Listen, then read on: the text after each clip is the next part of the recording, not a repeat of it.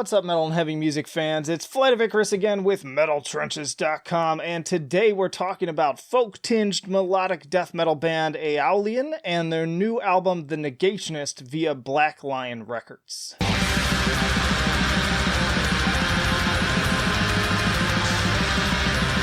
And hey, if you like to be kept up to date with the best and brightest metal bands and albums from the underground and above, then stick with me by hitting that subscribe button down below. Aeolian fuse elements of melodic death metal, thrash, and folk metal together, as previously demonstrated on their 2018 debut Silent Witness, paying tribute to the beautiful natural surroundings of their home island of Mallorca, Spain. The title referring to the concept of nature always watching but unable to speak for itself. These conservationist themes continue to expand with The Negationist, with continued growth in performances and songwriting across the board.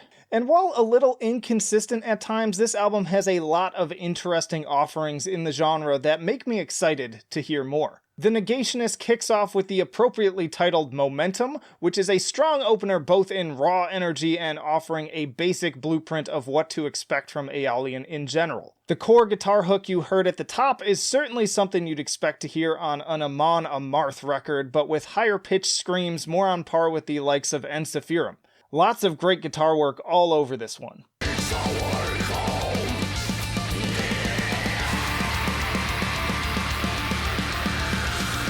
And speaking of Ensiferum, Animals Burned is a slower track that absolutely sounds like one of their classic anthemic crowd sing-along tracks with the gang chanting that shows up later on. A great song to swing your beer along to. I think the Metal Meltdown's gonna enjoy this one.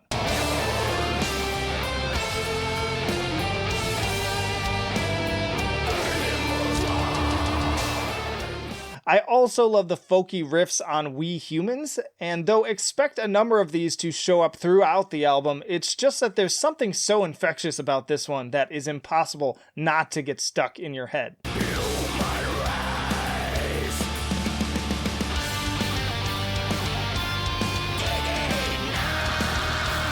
But perhaps Aeolian's finest hour regarding the guitars are the truly heroic and at times very inflamed sounding dueling hammer-ons and pull-offs during the solo on Children of Mud. This whole mid-section of the song really reaches up there with the greats with a perfect union of proficient performance and great atmosphere in the melodies.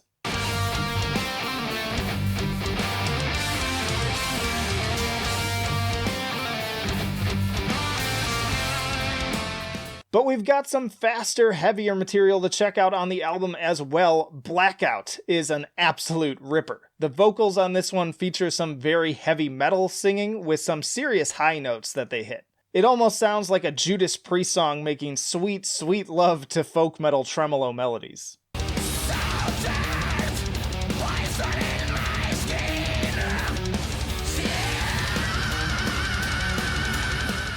And as if that wasn't enough, it also builds to a massive and surprisingly emotional symphonic finish.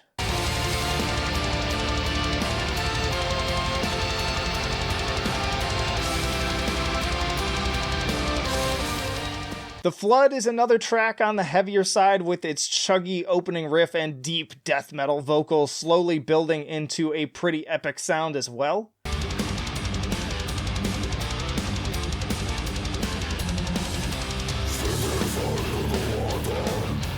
And finally, this all culminates in the big closer Reborn, which has a very classy piano intro to complement the appropriately powerful and somewhat mournful atmosphere.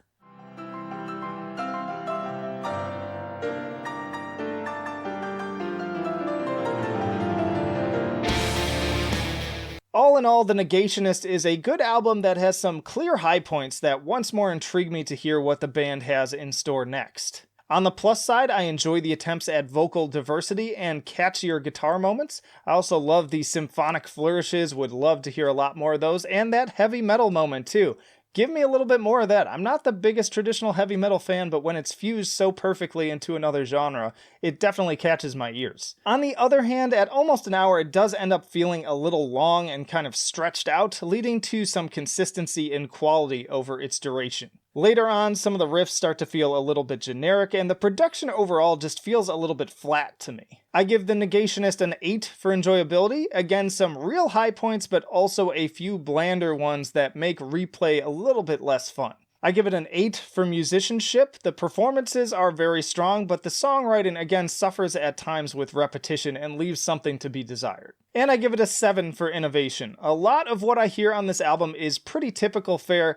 I'd really like to see them lean into, again, some of the more unique elements that pop up. It shows me that there are some roots here. So a 7.7 overall and a C+ for Aeolian and the Negationist. Get it once more via Black Lion Records.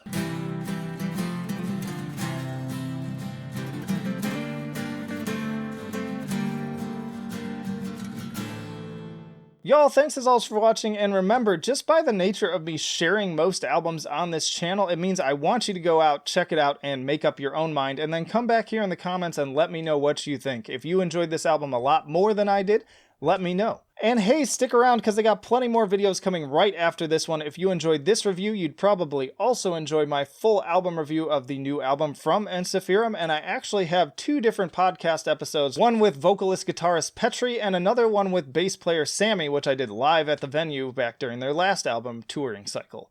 And then there's a whole playlist of album reviews, tier lists, you name it, we've got it, so plenty of reasons again to subscribe if you have not already. Also in the description you can find links to our social media where you can follow us, the email newsletter, our Patreon, and Subscribe Star if you want to take that extra jump to becoming a full-on supporter. Would really appreciate it. Just $1 a month gets you early access to content and helps me keep this train a-rolling. But that'll do it for now. Flight of Icarus signing off. I will see you in the trenches.